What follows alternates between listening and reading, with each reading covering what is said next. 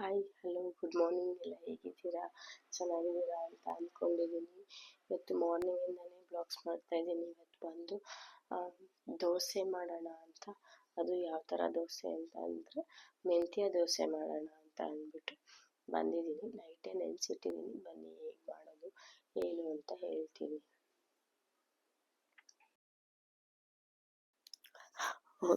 ಎರಡು ಕಪ್ಪು ಅಕ್ಕಿ ಹಾಕೊಳ್ಳಿ. 2 ಬೌಲಷ್ಟು, ಒಂದು ಅರ್ಧ ಬೌಲಷ್ಟು ಮೆಂತ್ಯ ಹಾಕೊಳ್ಳಿ. ನಿಮಗೆ ಬೇಕು ಅಂದ್ರೆ ಇನ್ನೂ ಕಮ್ಮಿನೇ ಹಾಕೊಳ್ಳಿ. ಹಾಕ್ಕೊಂಡು ನೈಟ್ ಎಲ್ಲರೂ ನೆನೆಸಿಟ್ಕೊಬಿಡಿ. ತೊಳ್ಕೊಂಡು ನೀಟಾಗಿ ನೈಟೇ ನೆನೆಸಿಟ್ಕೋಬೇಕು. ಒಂದು ನೈಟ್ ನೆಂದರೆ ಸಾಕು, ಫುಲ್ ನೈಟ್ ನೆನೆದ್ರೆ ಸಾಕು. ಅದಾದ್ಮೇಲೆ ಬೆಳಿಗ್ಗೆ ಎದ್ದ ತಕ್ಷಣ ಆ ನೀರೇನು ಸೋರಿಸ್ಬೇಡಿ. ಮೆಂತ್ಯದು ಪೌಷ್ಟಿಕಾಂಶ ಇರುತ್ತಲ್ಲ, ಅದು ಹಾಗೆ ಇದು ಮಾಡಿಕೊಂಡು ರುಬ್ಕೊಳ್ಳಿ. ಅದ್ರ ಜೊತೆಗೆ ಸ್ವಲ್ಪ ನೈಟ್ ರೈಸ್ ಏನು ಮಿಕ್ಕೊಂಡಿರುತ್ತೆ, ಅನ್ನ ಮಿಕ್ಕೊಂಡಿರುತ್ತಲ್ಲ ನೈಟ್ದು, ಅದನ್ನು ಒಂದು ಸ್ವಲ್ಪ ಹಾಕ್ಕೊಂಡು ರುಬ್ಕೊಂಡಿದ್ದಕ್ಕೆ ಅದೇ ನಿಮ್ಮ ದೋಸೆ ಹಿಟ್ಟು, ನಾರ್ಮಲ್ ದೋಸೆ ಹಿಟ್ಟು ಹೇಗೆ ರುಬ್ಕೋತಿರೋ ಅದನ್ನು ಹೀಗೆ ರುಬ್ಕೊಂಡು ಯಾವಾಗ ಬೇಕು ನೀವು ನೋಡಿಕೊಂಡು, ತುಂಬ ತೆಳ್ಳಗೂ ಮಾಡ್ಕೊಬೇಡಿ, ತುಂಬ ಗಟ್ಟಿಗೂ ಮಾಡ್ಕೊಬೇಡಿ. ತವಾ ಕಾದಿದ ಹಂಚಿದ ಮೇಲೆ ಇದನ್ನ ಹಾಕೊಳ್ಳಿ. ಬಟ್ ಇದನ್ನ ಎಲ್ಲ ಸ್ವಲ್ಪ ಕ್ರಿಸ್ಪಿಯಾಗಿ ಬೇಯಿಸ್ಕೋಬೇಕು. ನಾರ್ಮಲ್ ಆಗಿ ದೋಸೆ ಥರ ಇದು ಮಾಡಕ್ ಹೋಗ್ಬೇಡಿ. 2 ಸೈಡುನು ಸ್ವಲ್ಪ ಕ್ರಿಸ್ಪಿಯಾಗಿ ಬೆಂದ್ರೇನೆ ತುಂಬ ಚೆನ್ನಾಗಿರುತ್ತೆ. ಟೇಸ್ಟ್ ಮಾತ್ರ ಸಕ್ಕತ್ತಾಗಿರುತ್ತೆ. ಮೆಂತ್ಯ ದೋಸೆ ತುಂಬ ಹೆಲ್ತ್ಗೂ ತುಂಬ ಬೆನಿಫಿಟ್ಟು. ಮಕ್ಕಳಿಗೆ ಡೈರೆಕ್ಟು ಮೆಂತ್ಯ ಅವು ಇವು ಕೊಟ್ಟರೆ ಏನು ತಿನ್ನಲ್ಲ, ಕಹಿ ಅಂಶ ಅಂತೇಳಿ. ಈ ರೀತಿ ಮಾಡಿಕೊಟ್ರೆ ಅಟ್ಲೀಸ್ಟ್ ಮಕ್ಕಳಿಗೆ ರಕ್ತನಾದರೂ ಶುದ್ಧಿ ಆಗುತ್ತೆ. ಅದು ಇದು ತಿಂದು ಮಕ್ಕಳು ದೇಹ ಹಾಳಾಗಿರುತ್ತೆ, ಚಾಕ್ಲೇಟ್ಸ್ ಅವು ಇವು ಅಂತ. ಅಟ್ಲೀಸ್ಟ್ ಈ ರೀತಿ ಮಾಡಿಕೊಟ್ರೆ ಟೇಸ್ಟು ಇರುತ್ತೆ, ಹೆಲ್ತು ತುಂಬಾನೇ ಬೆನಿಫಿಟ್ ಇರುತ್ತೆ ಇದು. ಅದರಿಂದ ಈ ರೀತಿ ಮಾಡಿಕೊಡಿ, ತುಂಬಾನೇ ಚೆನ್ನಾಗಿ ಬರುತ್ತೆ ಇದು. ಎಸ್ಪೆಷಲಿ ಬಾಣ್ತಿದಿರಿಗೆ ಮಾಡಿಕೊಡ್ತಿದ್ರು. ನನಗೆ ನನ್ನ ಬಾಣ್ತಂದಲ್ಲಿ ನಮ್ಮ ಅಜ್ಜಿ ನನಗೆ ಯಾವಾಗಲೂ ಮಾಡಿಕೊಡ್ತಿತ್ತು ನಮ್ಮವ್ವ. ತುಂಬಾನೇ ಒಳ್ಳೇದು. ಸ್ಕಿನ್ಗೆ, ಹೇರ್ಗೆ ತುಂಬಾ ಬೆನಿಫಿಟ್ ಇದೆ. ಎರಡೂ ಕಡೆ ಗರ್ಗರಿಯಾಗಿ ಎರಡೂ ಕಡೆ ಬೇಯಿಸ್ಕೊಳ್ಳಿ. ಅವಾಗಲೇ ದೋಸೆ ಸೂಪರಾಗಿ ಬರುತ್ತೆ. ಇದ್ರ ಜೊತೆಗೆ ಚಟ್ನಿ, ಆಲೂಗಡ್ಡೆ ಪಲ್ಯ ಯಾವುದಾದ್ರೂ ಕಾಂಬಿನೇಷನ್ ಆದರೂ ತುಂಬ ಚೆನ್ನಾಗಿರುತ್ತೆ. ನೀಟಾಗಿ ಬೇಯಿಸ್ಕೊಂಡು ಎತ್ಕೊಳ್ಳಿ. ಚೆನ್ನಾಗಿರುತ್ತೆ. ಮಕ್ಳಿಗೆ ಈ ರೀತಿ ಮಾಡಿಕೊಡಿ, ಇಷ್ಟಪಟ್ಟು ತಿಂತಾರೆ ಅವರೇನೆ.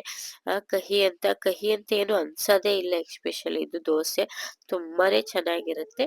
ಮಾಡಿ ಕೊಡಿ ಹೇಗಿತ್ತು ಅಂತ ಮಾಡಿಬಿಟ್ಟು ಕಮೆಂಟ್ ಮಾಡಿ ಹೇಗಿತ್ತು ಅಂತ. ನಿಮ್ಮ ಮನೇಲೂ ಮಾಡ್ಕೊಳ್ಳಿ, ಮಕ್ಳಿಗೂ ಮಾಡಿಕೊಡಿ, ಹೆಲ್ತಿಯಾಗಿರುತ್ತೆ. ತಿಂಡಿ ಆಯಿತು. ನನ್ನ ಮಗನ ಹಾಸ್ಪಿಟ್ಲಿಗೆ ಕರ್ಕೊಂಡು ಹೋಗ್ಬೇಕಾಯ್ತು.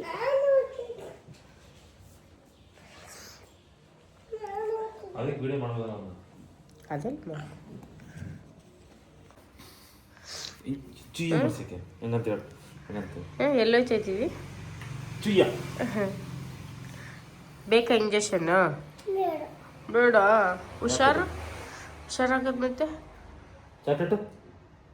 ಚಾಕ್ಲೇಟ್ ಬೇಡ. ಚಾಕ್ಲೇಟ್ ತಿಂದರೆ ಇಂಜೆಕ್ಷನ್. ಓಕೆ. ಹುಷಾರಿಲ್ಲ ನನ್ನ ಮಗನಿಗೆ. ಅದು ಕೈ ಇಂಜೆಕ್ಷನ್ ಹಾಕಿಸ್ತಾ ಇದೆ 5 days ಇಂದ. ಅದನ್ನ ಬ್ಯಾಂಡೇಜ್ ಇಂಜೆಕ್ಷನ್ ಹಾಕಿಸ್ಕೊಂಡು ಬ್ಯಾಂಡೇಜ್ ಕೂಡ ರಿಮೂವ್ ಮಾಡಿಸ್ಕೊಂಡು ಬರೋಣ ಅಂತ ಹಾಸ್ಪಿಟಲ್ ಹತ್ರ ಬಂದು ಇವತ್ತು ಅವನೇ ಕಾನ್ಫಿಡೆಂಟ್ ಆಗಿ ಹೋಗ್ತಾ ಇದ್ದಾನೆ. ಅಲ್ಲಿಗೆ ಹೋದ ತಕ್ಷಣ ನನ್ಗೆ ಇಂಜೆಕ್ಷನ್ ಬೇಡಪ್ಪ ಅಂತ ಹೇಳಕ್ ಶುರು ಮಾಡ್ಕೋತಾರೆ. ಪ್ರತಿ ಸತಿನು ದಿನ 2 ಟೈಮ್ ಹಾಕಿಸ್ತಿದ್ವಿ ನೋಡಿ. ಪಾಪ ಬೇರೆ ಮಕ್ಳುಗಳಿಗೂ ಇದೇ ತರ ಆಗಿದೆ. ತುಂಬಾ ಮಕ್ಳಿಗೆ ಜ್ವರ ಅಂತ ಇಂಜೆಕ್ಷನ್ 20 ದಿನದ ಮಗುಗೂ ಕೂಡ ಹಾಕಿದ್ರು ನೋಡಿ. ಬೇಡ ಅಂತ ಹೇಳಕ್ ಶುರು ಮಾಡ್ಕೊಂಡಿದ್ದಾರೆ ಇಂಜೆಕ್ಷನ್. ಹಾಗಾಗಿ ದಯವಿಟ್ಟು ಮಕ್ಳುಗಳಿಗೆ ಹೆಲ್ತಿಯಾಗಿ ಫುಡ್ಗಳನ್ನ ಕೊಡಿ. ಹೊರಗಡೆ ಚಾಕ್ಲೇಟ್ಸು ಅದು ಇದು ಕೊಡಬೇಡಿ. ಅವ್ರು ಅನ್ಭೋಗಿಸ್ದಾಗ ನಾವೇ ಕಣ್ಣಾರೆ ನೋಡ್ಬೇಕು. ನಂಗಂತೂ ಸಿಕ್ಕಾಬಟ್ಟೆ ಬೇಜಾರಾಯ್ತು.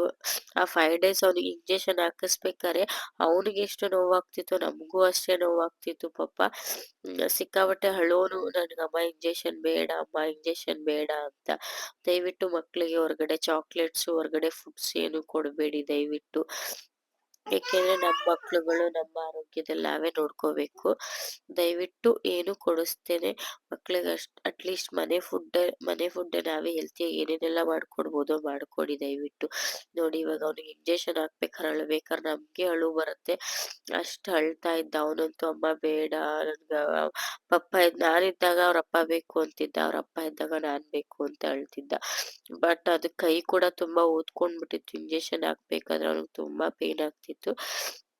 ತುಂಬಾ ಮಾತ್ರ ಸ್ವೆಲ್ಲಿಂಗ್, ಕೈಯೆಲ್ಲ ಊದ್ಕೊಂಡ್ಬಿಟ್ಟಿತ್ತು. ಕೈಯೆಲ್ಲ ಊದ್ಕೊಂಡ್ಬಿಟ್ಟಿತ್ತು ಸಿಕ್ಕಾಬಟ್ಟೆ. ಅದಕ್ಕೆ ಗೊಳು ಅಂತ ಅಳ್ತಾನೆ ಇದ್ದ ಪಾಪ ಸಿಕ್ಕಾಬಟ್ಟೆ. ಆದ್ರೂ ಏನು ಮಾಡೋಕ್ಕಾಗಲ್ಲ, ಮಕ್ಕಳು ಹುಷಾರಾಗ್ಲೇಬೇಕಲ್ಲ ಅಂತ ಇಂಜೆಕ್ಷನ್ ಹಾಕಿಸ್ಬೇಕು. ಅವ್ರ ಅಪ್ಪಂಗೆ ಇದನ್ನೆಲ್ಲ ನೋಡೋದಕ್ಕಾಗಲ್ಲ ಇಂಜೆಕ್ಷನ್ ಹಾಕ್ಸೋದನ್ನ. ಅದಕ್ಕೆ 5 ದಿನನೂ ಕೂಡ ಬಂದಿರ್ಲಿಲ್ಲ. ಇವತ್ತು ಲಾಸ್ಟು ನಡೀರಿ ನಿಮ್ಮ ಮಗಂಗೆ ಇಂಜೆಕ್ಷನ್ ಹಾಕೋದು ನೀವೇ ನೋಡೋರಿ, ಗೊತ್ತಾಗುತ್ತೆ ಹೇಗೆ ಅವ್ನು ಎಷ್ಟು ಅಳ್ತಾನೆ ಅನ್ನೋದನ್ನ. ಕರ್ಕೊಂಡೋಗಿ ಆಚೆ ನಿಂತ್ಕೊಬಿಡೋರು ಯಾವಾಗಲೂ ಡೈಲಿ. ಆಮೇಲೆ ಡಾಕ್ಟರ್ ಹತ್ರ ಹೋಗ್ಬಿಟ್ಟು ಹಿಂಗೆ 5 ಡೇಸ್ ಇಂಜೆಕ್ಷನ್ ಆಗಿದೆ ಅಂತ ಹೇಳಿ ಇವತ್ತು ಅದಕ್ಕೆ ಕೇಳ್ಕೊಂಡು ಬಂದು ಬಿಚ್ಚಿಸಿ ಅಂತ ಹೇಳಿದರೆ ಸಾಕು, ಆಯಿತು ಇಂಜೆಕ್ಷನ್ ಬೇಡ ಅಂತೇಳಿ ಬಿಚ್ಚಿಸಿ ಅಂದರು. ತಿರ್ಗಾ ಬ್ಯಾಂಡೇಜ್ ಬಿಚ್ಚಿಸ್ಬೇಕಾದ್ರೂ ಅಳ್ತಾನೆ ಇದ್ದಾನೆ. ಅದಕ್ಕೆ ಏನಾರ ಹೇಳಿದ್ರೆ ನಾನು ಬೇರೆ ನ್ಯಾಪ್ಕಿನ್ ಏನು ತೊಗೊಂಡು ಹೋಗಿರ್ಲಿಲ್ಲ. ನಮ್ಮ ಮನೆಯವರು ಅಷ್ಟು ಗೊತ್ತಾಗಲ್ವಾ ಅಂತ ಬೈತಾಯಿದ್ರು. ಒಂದೊಂದು ಟೈಮು ಆ ಮಕ್ಕಳು ಗಡಿಬಿಡಿಲಿ ಏನಾರ ಒಂದು ಎತ್ಕೊಂಡು ಹೋಗೋದು ಬಿಡೋದು ಮರ್ತೇ ಹೋಗ್ಬಿಡುತ್ತೆ. ಆಮೇಲೆ ಸರಿ ಆಯಿತು ಅಂತೇಳಿ ಬ್ಯಾಂಡೇಜ್ ಎಲ್ಲ ರಿಮೂವ್ ಮಾಡಿಸ್ಕೊಂಡು ಅಲ್ಲಿಂದ ಬಂದು ಅದಂತೂ ಸಿಕ್ಕಾಬಟ್ಟೆ ಅಳ್ತಾನೆ ಇದ್ದ. ಕೈಯೆಲ್ಲ ಫುಲ್ ಊದ್ಕೊಂಡೇ ಬಿಟ್ಟಿದ್ದವು. ಅವನು ಬಂದು ಒಂದಿನ ಆದ್ರೂ ಕೈ ಆಡಿಸೇ ಇಲ್ಲ, ಫುಲ್ ಊದ್ಬಿಟ್ಟಿತ್ತು ಕೈ ಅಂತೂ. ಅವನು ಆ ಕೈಗೆ ಅಡ್ಜಸ್ಟೇ ಆಗಿಬಿಟ್ಟಿದ್ದ. ಅಲ್ಲಿಂದ ಬಂದು ಸರಿ ಆಯಿತು ಅಂತೇಳಿ ಅಲ್ಲಿಂದ ಬಂದು ನೆಬ್ಲಿಜೇಷನ್ ಹಾಕ್ಬಿಟ್ಟು ಅವನಿಗೆ ಕೂರಿಸಿದ್ವಿ. ಏನಿದು ಮುದ್ದು, ಏನಿದು ನೆಬ್ಲಿಜೇಷನ್?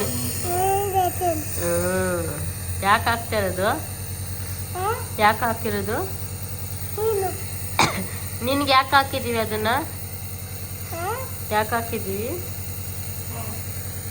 ಅವ್ನು ಕೇಳಿದ್ರೆ ನೀನು ಹುಷಾರಾಗಬೇಕು ಅನ್ನೋ ರೀಸನ್ ಅವನಿಗೆ ಅದ ಸ್ವಲ್ಪ ಕೆಮ್ಮೆಲ್ಲ ಕಮ್ಮಿ ಆಗಲಿ ಅಂತ. ಅಲ್ಲಿಂದ ಅವನು ಸ್ಕೂಲಿಗೆ ಅಡ್ಮಿಷನ್, ಅವಳದು ಸ್ಕೂಲ್ ಫೀಸ್ಗೆಲ್ಲ ಕಟ್ಟಬೇಕಿತ್ತು ನನ್ನ ಮಗಳದು. ಆಮೇಲೆ ಇವನಿಗೂ ಅಡ್ಮಿಷನ್ ಮಾಡಬೇಕಿತ್ತು. ಇವನನ್ನು ಅಲ್ಲೇ ಅಡ್ಮಿಷನ್ ಮಾಡಿಬಿಡೋಣ ಅಂತ ಹೇಳ್ಬಿಟ್ಟು ಸ್ಕೂಲಲ್ಲಿ ಅಡ್ಮಿಷನ್ ಮುಗಿಸ್ಕೊಂಡು ಮನೆಗೆ ಬಂದ್ವಿ. ನಾನು ನೋಡಿ ಡಿಮಾರ್ಟಿಂದ ಸಾಮಾನು ತರಿಸ್ಕೊಂಡಿದ್ದೀನಿ. ನಾನು ಫಸ್ಟ್ ಟೈಮ್ ತರಿಸಿರೋದು. ಡಿಮಾರ್ಟ್ಗೆ ಹೋಗ್ತಿದ್ವಿ ಯಾವಾಗ್ಲೂ. ಆನ್ಲೈನಲ್ಲಿ ಹೇಗಿರುತ್ತೆ ನೋಡೋಣ ಅಂಥೇಳಿ ತರಿಸಿದ್ದೀನಿ ಡಿಮಾರ್ಟಿಂದ. ಸ್ವಲ್ಪ ಎಷ್ಟು ಬೇಕು ಅಷ್ಟು ಮಾತ್ರ ಸಾಮಾನು ತರಿಸ್ಕೊಂಡಿದ್ದೀನಿ ಡಿಮಾರ್ಟಿಂದ. ಓಕೆ, ವರ್ತಿದೆ. ಪನ್ನೀರ್ ಕಮ್ಮಿ ಇದೆ. ಎಷ್ಟು ಗ್ರಾಮ್ ಇದೆ ಇದು? 50 ಗ್ರಾಮ್ಸಿಗೆ ಅಮೌಂಟ್ ಬಂದು ಇದರಲ್ಲಿ ಪ್ರೈಸ್ ಹಾಕಿಲ್ಲ, ಬಟ್ ವರ್ತಿದೆ. ನನಗೆ ಹೊರ್ಗಡೆ ತೊಗೊಳೋದಕ್ಕಿಂತ ವರ್ತ್ ಅನ್ನಿಸ್ತು. ಹೊರ್ಗಡೆ 200 ಗ್ರಾಮ್ಸ್ಗೆ 100 ರೂಪಿ ಏನೋ ಕೊಡಬೇಕಿದೆ. ಇಲ್ಲಿ 100 ಗ್ರಾಮ್ಸಿಗೆ 88 ರುಪೀಸ್ ಏನೋ ಇದೆ. ವರ್ತ್ ಅನ್ನಿಸ್ತು. ಆಮೇಲೆ ತುಪ್ಪನೂ ಅಷ್ಟೇ, ನಂದಿನಿ ತುಪ್ಪ 700 ಇದೆ ಹೊರಗಡೆ. ನಂದಿನಿ ಇದರಲ್ಲೇ ತೊಗೊಂಡ್ರು ನನಗೆ. ಬಟ್ 640 ಇದೆ. 60 ರೂಪಾಯಿ ಸೇವ್ ಆಯಿತು. ಯೂಸ್ ಇದೆ, ಪರವಾಗಿಲ್ಲ. ಇದು ಅಷ್ಟೇ, ನಂದಿನಿ ಬಟರು ಕೂಡ ಅಷ್ಟೇ. ನಾನು ಇಷ್ಟು ದಿನ ಸಾಲ್ಟ್ ತೊಗೋತಿದ್ದೆ. ಇದು ತೊಗೊಳ್ಳೋಣ, ಇದೇ ಯೂಸ್ ಮಾಡೋಣ ಬಟರ್ಗೆ, ಅದು ಇದಕ್ಕೆ ಬೇರೆದು ಫ್ರೈಗೆ ಏನಾರು ಬೇಕಾಗುತ್ತೆ ಅಂದ್ಬಿಟ್ಟು ತರಿಸ್ಕೊಂಡೆ. ಇದು ಅಷ್ಟೇ ಕಮ್ಮಿ ಇದೆ, 300 ಏನೋ ಸಮಥಿಂಗ್ ಇದೆ ಅನಿಸುತ್ತೆ ಹೊರಗಡೆ. ಇಲ್ಲಿ 285 290 ಎಷ್ಟು 85 ಎಷ್ಟು ಆಯ್ತಿದು. ವರ್ತಿದೆ. ಸೋಪು ಅಷ್ಟೇ. ಇಲ್ಲಿ ರಿನ್ನು ಬಂದು 6 ಪೀಸಿಗೆ 135 ಏನೋ ಆಯಿತು. ಓಕೆ, ನಂಗೆ ವರ್ತ್ ಅನ್ನಿಸ್ತು. ಇದಂತೂ ಡಿಮಾರ್ಟಲ್ಲೂ ಅಷ್ಟೇ, 1 ತೊಗೊಂಡ್ರೆ 1 ಫ್ರೀ ಇದೆ, ಬಟ್ 100 ರುಪೀಸು. ಓಕೆ, ವರ್ತಿದೆ. ಅದಕ್ಕೋಸ್ಕರ ತರಿಸ್ಕೊಂಡಿದ್ದೀನಿ. ನಿಮಗೂ ಬೇಕು ಅಂತ ಅನಿಸಿದ್ರೆ ತರಿಸ್ಕೊಳ್ಳಿ. ಈಗ ಮನೆಗೆ ತಂದು ಕೊಡ್ತಾರೆ. ಮುಂಚೆ ಆದರೆ ಫಸ್ಟು ಇಲ್ಲಿ ಕೆಂಗೇರಿ ಹತ್ರ ಡಿಮಾರ್ಟ್ ಇದೆ, ಅಲ್ಲಿಗೆ ತೊಗೊಂಡು ಬಂದು ಕೊಡ್ತಿದ್ರು. ನಾವು ಹೋಗಿ ಅಲ್ಲಿ ಕಲೆಕ್ಟ್ ಮಾಡ್ಕೋಬೇಕಿತ್ತು. ಈಗ ಓಕೆ, ಮನೆ ಹತ್ರನೇ ತೊಗೊಬಂದು ಕೊಡ್ತಾರೆ ಇವಾಗ. ವರ್ತಿದೆ, ನನಗೂ ವರ್ತ್ ಅನ್ನಿಸ್ತು. ನೀವು ಬೇಕಾದರೆ ಡಿಮಾರ್ಟ್ ಆನ್ಲೈನ್ ಶಾಪ್ ಮಾಡ್ಕೊಳ್ಳಿ. ನಿಮ್ಗೆ ಹತ್ರ ನಿಯರೆಸ್ಟ್ ಇದೆ ಅಂತ ಅಂದರೆ ಹೋಗಿ. ನನಗೊಂದು ಸ್ವಲ್ಪ ದೂರ ಆಗುತ್ತೆ, ಅದಕ್ಕೆ ಆನ್ಲೈನಲ್ಲೇ ತರಿಸ್ಕೊಂಡಿದ್ದೀನಿ. ಎಷ್ಟು ಬೇಕು ಅಷ್ಟು ಮಾತ್ರ ತರಿಸ್ಕೊಂಡೆ. ಫಸ್ಟ್ ಟೈಮ್ ಅಲ್ವಾ, ನೋಡೋಣ ಹೇಗಿರುತ್ತೆ ಹೇಗೆ ಬರುತ್ತೆ ಅನ್ನೋ ರೀಸನ್ಗೆ ನೋಡಿ ತರಿಸ್ಕೊಂಡೆ. ಕ್ವಾಲಿಟಿ ಸೇಮ್ ಡಿಮಾರ್ಟಲ್ಲಿ ಹೇಗಿರುತ್ತೆ ಸೇಮ್ ಹಾಗೆ ಇದೆ ಆನ್ಲೈನಲ್ಲೂ. ಓಕೆ, ಚೆನ್ನಾಗಿದೆ, ನನಗೆ ಇಷ್ಟ ಆಯಿತು. ನೀವು ತರಿಸ್ಕೊಳ್ಳಿ. ಓಕೆ, ತರಿಸಿದ್ದೆ. ತುಪ್ಪ ಕಾಯಿಸೋಣ ಅಂತೇಳಿ ತುಪ್ಪ ಕಾಯಿಸ್ತಾ ಇದ್ದೀನಿ. ನಮ್ಮ ಮನೇಲಿ ತಿಂಗಳಿಗೆ 1 ಲೀಟ್ರ್ ಬೇಕೇ ಬೇಕು, ಖಾಲಿನೇ ಆಗಿಬಿಡುತ್ತೆ.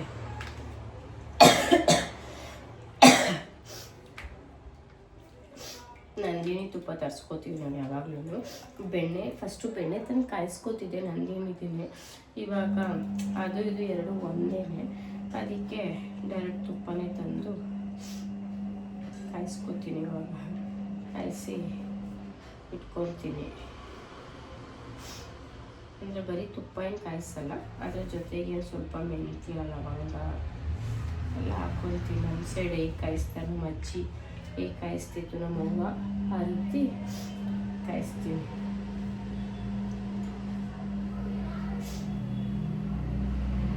ಕಮ್ಮಿ ಫ್ಲೇಮಲ್ಲಿ ಇಟ್ಕೊಂಡು, ಕಮ್ಮಿ ಉರಿಯಲ್ಲಿ ಇಟ್ಕೊಂಡು ಬಿಸಿ ಮಾಡ್ಕೊತೀನಿ ಯಾವಾಗಲೂ.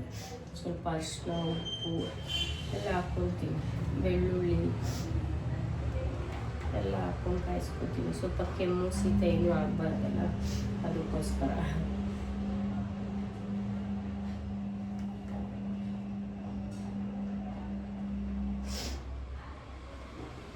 ಮೆಲ್ಟ್ ಆಗಲಿ ಅಂತ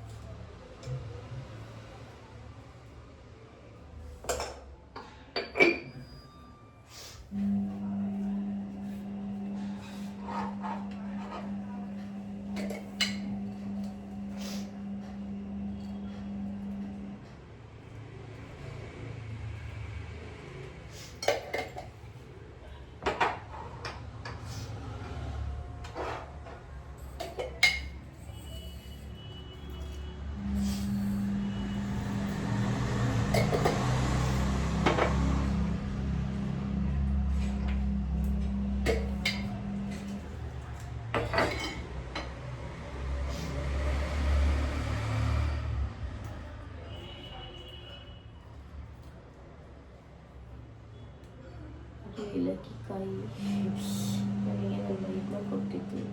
ಅಂದರೆ ಅವರು ಡೈರೆಕ್ಟ್ ಬೆಳೆದಿರೋ ಹತ್ರನೇ ಇಸ್ಕೊಂಡು ಬಂದ್ವಿ, ನಾನು ಹೊರಗಡೆ ತೊಗೊಂಡೇ ಬಂದಿಲ್ಲ. ಸುಮಾರು ದಿನ ಆಯಿತು ಏಲಕ್ಕಿ ಕಾಯಿ ತೊಗೊಂಡು ಬಂದು.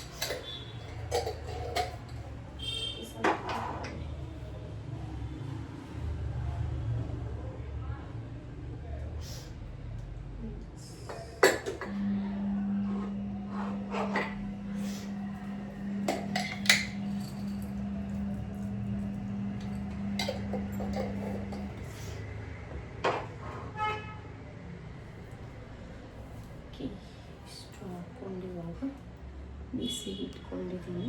ಅದು ಸ್ವಲ್ಪ ಚೆನ್ನಾಗಿ ಕಾಯಬೇಕು, ಒಂದು ಮಳ್ಳು ಬಂದರೆ ಸಾಕು.